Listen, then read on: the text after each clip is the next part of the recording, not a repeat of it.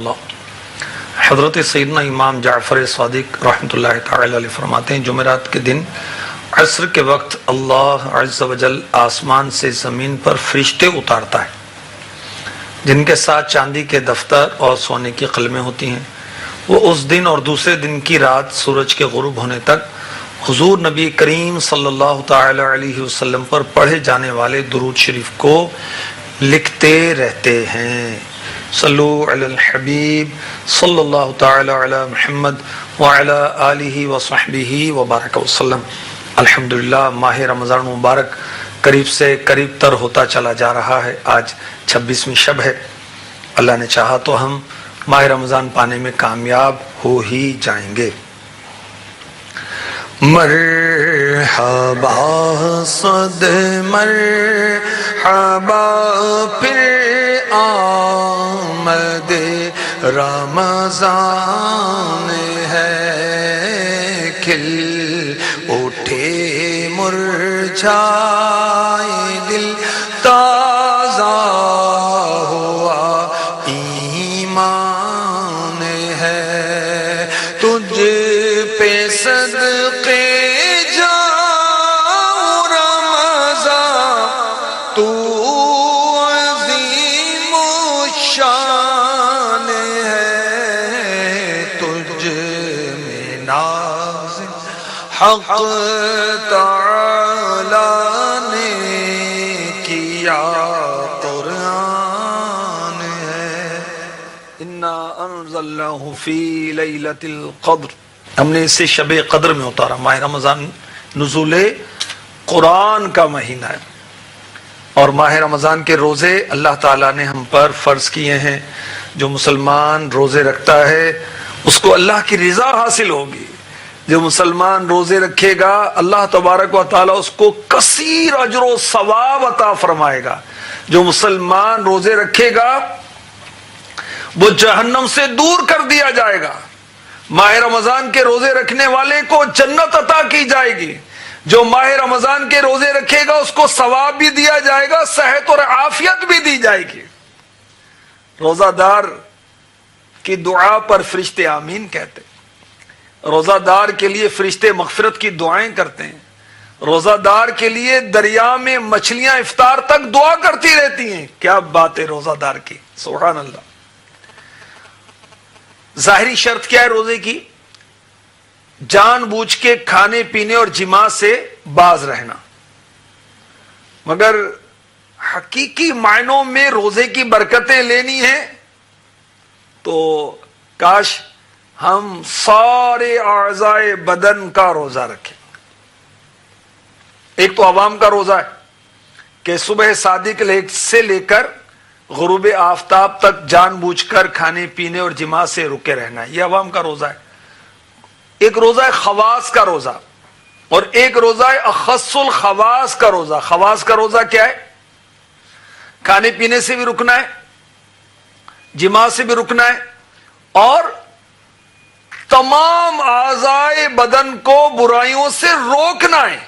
یہ خاص لوگوں کا روزہ۔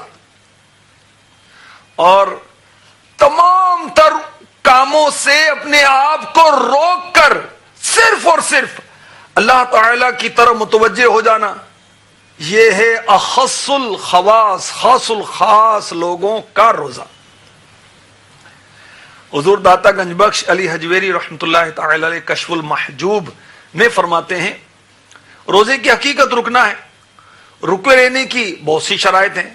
معدے کو کھانے پینے سے روکنا، آنکھ کو شہوانی نظر سے روکنا، کان کو غیبت سننے سے روکنا، زبان کو فضول اور فتنہ انگیز باتیں کرنے سے روکنا، جسم کو اللہ تعالی کے حکم کی مخالفت سے روکے رکھنا روزہ ہے۔ جب بندہ ان تمام شرائط کی پیروی کرے گا تب وہ حقیقتاً روزہ دار ہوگا۔ تو روزہ کیا ہے؟ رکنا۔ معدہ بھی رکے کھانے پینے سے، آنکھ بھی برا دیکھنے سے رکے، کان غیبت سننے سے رکے، زبان فضول باتوں سے اور فتنے والی باتوں سے رکے، اور ہمارا جسم جو ہے اللہ تبارک و تعالی کی حکم کی مخالفت سے رکے۔ صوفیہ فرماتے ہیں اسی طرح زبان و آنکھ و کان کو گناہوں میں استعمال نہ کرے کہ چیزیں اللہ تعالیٰ کا ذکر کرنے، قرآن دیکھنے اور سننے کے لیے. تو وہ نادان روزہ دار جو بڑی بہادری سمجھتے ہیں کہ کھانے پینے سے رک گئے، تو سارے اعضاء بدن کا روزہ ہونا چاہیے. آنکھ کا روزہ اس طرح ہو کہ آنکھ اٹھے تو جائز کام کی طرف، آنکھ مسجد دیکھے، قرآن پاک دیکھے، قرآن کی زیارت کرنا بھی ثواب ہے. ہماری آنکھ مزارات اولیاء کی زیارت کرے، علماء کی زیارت کرے، مشائخ کی زیارت کرے، اللہ کے نیک بندوں کو دیکھے. یاد رکھے علماء کی زیارت کرنا بھی عبادت ہے. مرشد کی زیارت کریں، ان آنکھوں سے اللہ دکھائے، کعبہ دیکھیں، مکہ مکرمہ کی مہکی مہکی گلیاں دیکھیں، وہاں کی وادیاں دیکھیں، وہاں کے کوثار دیکھیں، مدینے کے در و دیوار دیکھیں، سبز سبز گنبد و مینار دیکھیں، مدینے کے صحرا گلزار دیکھیں، سنہری جالیوں کے انوار دیکھیں، جنت کی پیاری پیاری کیاری روض الجنہ کی بہار دیکھیں. اللہ میں نصیب فرمائے. تو آنکھ کا بھی روزہ ہو اور ضرور ہونا چاہیے. صرف رمضان میں نہیں، رمضان کے علاوہ بھی ہونا چاہیے. ڈبل 12 گھنٹے ہونا چاہیے، 300 دن ہونا چاہیے، 12 مہینے ہونا چاہیے. اللہ نے آنکھ دیے کس لیے؟ دل یاد لئی بنایا اے تعریف لئی زباں، اکھیاں بنائیاں سونے دے دیدار واسطے. تو ان آنکھوں سے فلمیں نہ دیکھیں، ڈرامے نہ دیکھیں، غیر عورتوں کو نہ دیکھیں، شہوت کے ساتھ امرودوں کو نہ دیکھیں، کسی کا کھلا ہوا ستر نہ دیکھیں، بلا ضرورت اپنا کھلا ہوا ستر بھی نہ دیکھیں. اللہ کی یاد سے غافل کر دینے والے کھیل تماشے نہ دیکھیں، کسی کی اجازت کے بغیر اس کے گھر میں نہ جھانکیں، کسی کا خط چٹھی بغیر رخصت شرعی کے نہ دیکھیں، کسی کی ڈائری کی تحریر نہ دیکھیں. حدیث پاک میں جو اپنے بھائی کے خط کو بغیر اجازت دیکھتا ہے گویا وہ آگ میں دیکھتا ہے. تو آنکھوں کی حفاظت رمضان کے علاوہ بھی کرنی ہوتی اور رمضان میں تو خاص اس کی حفاظت کرنی چاہیے. تو آنکھ کا بھی روزہ ہو. کان کا روزہ کیا ہو؟ ان کانوں سے ہم تلاوت سنیں، نعت سنیں، سنتوں بھرے بیانات سنیں، اچھی بات سنیں، اذان و اقامت سنیں، جواب دیں، ڈھول باجے موسیقی نہ سنیں، گانے نغمے فحش اور فضول چٹکلے نہ سنیں، غیبت نہ سنیں، چغلی نہ سنیں، کسی کے عیب نہ سنیں. 2 آدمی چھپ کر بات کر رہے ہوں تو کان لگا کر بات نہ سنیں. ہمارے آقا صلی اللہ علیہ وآلہ وسلم نے ارشاد فرمایا جو شخص کسی قوم کی باتیں کان لگا کر سنے اور وہ اس بات کو ناپسند کرتے ہوں تو قیامت کے روز اس کے کانوں میں پگھلا ہوا سیسا ڈالا جائے گا. اللہ کی پناہ، اللہ کی پناہ. تو کاش ہم کانوں کا بھی روزہ رکھیں، زبان بھی ہماری روزے سے ہو. کس طرح؟ نیک اور جائز باتیں کرے زبان، تلاوت قرآن، ذکر و درود، نعت شریف، درس، سنتوں بھرے بیانات، نیکی کی دعوت، دینداری کی باتیں. اب فضول بک بک روزے کی حالت میں تو اچھا نہیں ہے. گالی گلوچ، جھوٹ، غیبت، چغلی، اللہ کی پناہ. استغفر اللہ، استغفر اللہ. ایک بڑی زبردست حکایت پیارے آقا علیہ الصلوۃ والسلام کے دور مبارک میں جو وقوع پذیر ہوئی وہ پیش کرتا ہوں. حضرت انس بن مالک، حضرت سیدنا انس رضی اللہ تعالی عنہ سے روایت سلطان دو جہاں صلی اللہ علیہ وسلم نے صحابہ کو ایک دن روزہ رکھنے کا حکم دیا. ارشاد فرمایا جب تک میں تمہیں اجازت نہ دوں تم میں سے کوئی بھی روزہ افطار نہ کرے. لوگوں نے عرض کی، لوگوں نے روزہ رکھا، شام ہوئی تو عرض کی باری باری میں روزے سے رہا، مجھے اجازت دیجئے تاکہ روزہ کھولوں. آپ اجازت دیتے رہے. ایک صحابی نے حاضر ہو کر عرض کی آقا میرے گھر والوں میں سے 2 نوجوان لڑکیاں بھی ہیں، انہیں روزہ رکھا، آپ کی خدمت میں آنے سے شرماتی ہیں، ان کے لیے بھی اجازت ہو کہ وہ بھی روزہ افطار کر لیں. اللہ کے محبوب صلی اللہ علیہ وسلم نے ان سے رخ انور پھیر لیا. عرض کی تو آپ نے پھر چہرہ انور پھیر لیا. تیسری بار انہیں بات دہرائی کہ میرے گھر میں 2 نوجوان بچیاں ہیں اور انہوں نے بھی روزہ رکھا تھا، اجازت دیں وہ بھی افطار کر لیں. میرے آقا صلی اللہ علیہ وسلم نے غیب کی خبر دیتے ہوئے ارشاد فرمایا ان لڑکیوں نے روزہ نہیں رکھا، وہ کیسی روزہ دار ہیں، وہ تو سارا دن لوگوں کا گوشت کھاتی رہی، جاؤ ان کو حکم دو، اگر وہ روزہ دار ہیں تو قے کریں، الٹی کریں، وومٹنگ کہتے ہیں جس کو انگلش میں۔ وہ صحابی ان کے پاس تشریف لائے اور فرمان شاہی سنایا، تو ان دونوں لڑکیوں نے قے کی تو قے سے خون نکلا اور چھیچڑے نکلے۔ بارگاہ رسالت میں آ کر صورتحال عرض کی تو میرے آقا صلی اللہ علیہ وسلم نے ارشاد فرمایا، اس ذات کی قسم جس کے قبضہ قدرت میں میری جان ہے، اگر یہ ان کے پیٹوں میں باقی رہتا تو ان دونوں کو آگ کھاتی، کیونکہ انہوں نے غیبت کی تھی۔ اب روزے کی حالت میں غیبتیں کر رہے ہیں، چغلیاں کر رہے ہیں، کیسا روزہ ہے بھائی یہ؟ اور غیبت کی تباہ کاریاں معلوم کرنے کے لیے امیر اہل سنت کی کتاب پڑھیں تو انشاءاللہ لگ پتہ جائے گا کہ غیبت ہوتی کیا ہے، عام طور پر معلومات بھی نہیں ہوتی۔ تو زبان جو ہے یہ قابو میں رکھنی چاہیے، اور یاد رکھیے کہ 95% گناہ جو نا زبان سے ہوتے ہیں، اور ماہ رمضان میں گناہ، توبہ استغفر اللہ، اجر و ثواب بڑھتا ہے تو گناہوں کی ہلاکت بھی بڑھ جاتی ہے۔ ہاتھوں کا روزہ بھی ہو، کاش ہاتھ اٹھیں نیک اور جائز کاموں کے لیے، طہارت کے ساتھ قرآن مجید کو ہاتھ لگائیں، نیک لوگوں سے ہاتھ ملائیں، سبحان اللہ۔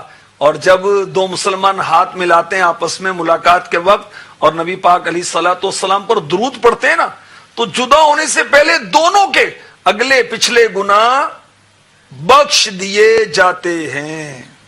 یہ ہاتھ ہے، کسی یتیم کے سر پر شفقت سے پھیریں، ہاتھ کے نیچے جتنے بال آئیں گے ہر بال کے بدلے میں ایک ایک نیکی ملے گی۔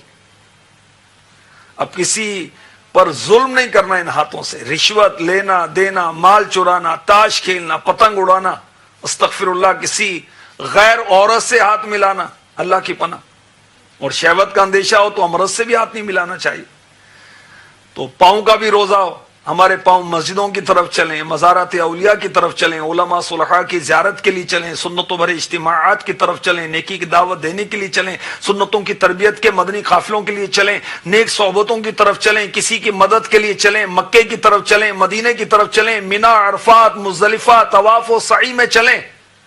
یہ پاؤں کو سینما گھر کی طرف جانے کے لیے تھوڑی دی اللہ نے، ڈرامہ گاہوں کی طرف جانے کے لیے، بری دوستوں کی طرف، شطرنج، لڈو، تاش، کرکٹ، فٹ بال، گیمز طرح طرح کی، اس کے لیے تھوڑی پاؤں ملے ہمیں۔ تو سارے اعضائے بدن کے ساتھ ہم روزہ دار ہوں، سارے اعضائے بدن کے ساتھ۔ روزہ تو رکھ لیا، اب گناہوں بھرے چینل لے کے بیٹھ گئے، روزہ تو رکھ لیا، اب موبائل ہاتھ میں آ گیا، وہ لگے ہوئے اس پر، بھائی جائز ناجائز کچھ سمجھ میں نہیں آتا اور اس پر ہی لگے ہوئے۔ تو ایسا روزہ دار نہ بنے، تو ایسا روزہ دار ہم بنے جو اللہ کو پسند ہو، اس کے محبوب علیہ الصلوۃ والسلام کی بارگاہ میں پسندیدہ ہو۔ اور گپ شپ کر رہے ہیں جی، روزے کا وقت پاس کر رہے ہیں، ارے بھائی پاس نہیں کرنا بھائی، یہ تو اجر و ثواب لینا ہے، عبادت کرنی ہے۔ اور روزہ دار تو سبحان اللہ سوئے تو اس کو ثواب ملتا ہے، الحمدللہ روزہ دار ہے نا وہ۔ اور امام غزالی رحمۃ اللہ تعالی علیہ تو فرماتے ہیں کہ روزہ دار زیادہ سوئے بھی نہیں تاکہ بھوک وغیرہ اس کو محسوس ہو، یہ محسوس ہوگی زیادہ تو ثواب بھی زیادہ ہو جائے گا اس کا۔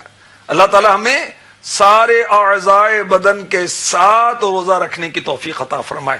دعوت اسلامی کے مدنی ماحول میں آپ اعتکاف کر لیں، مدنی ماحول میں 1 ماہ کا اعتکاف بھی ہوتا ہے، آخری عشرے کا اعتکاف بھی ہوتا ہے، اور 1 ماہ کا اعتکاف جو ہے پچھلے سال الحمدللہ دعوت اسلامی کے مدنی ماحول میں 10,000 اسلامی بھائیوں نے کیا تھا۔ اس سال ہو سکتا ہے اس سے بھی کہیں زیادہ ہوں۔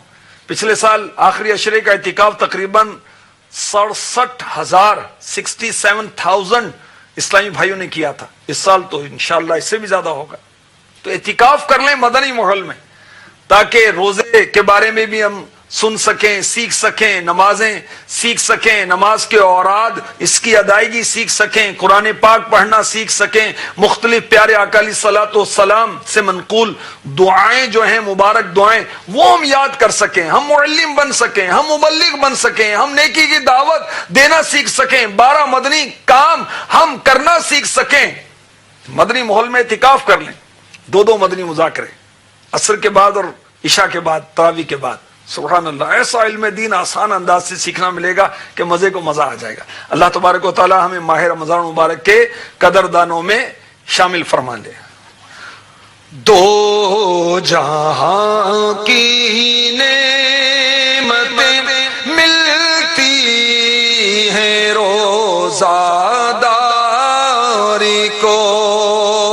جو نہیں رکھتا ہے روزہ وہ بڑا نادان ہے۔ روزے کی آمد، ماہ رمضان کی آمد، ماہ غفران کی آمد، نزول ماہ قرآن کی آمد، مرحبا صد مرحبا۔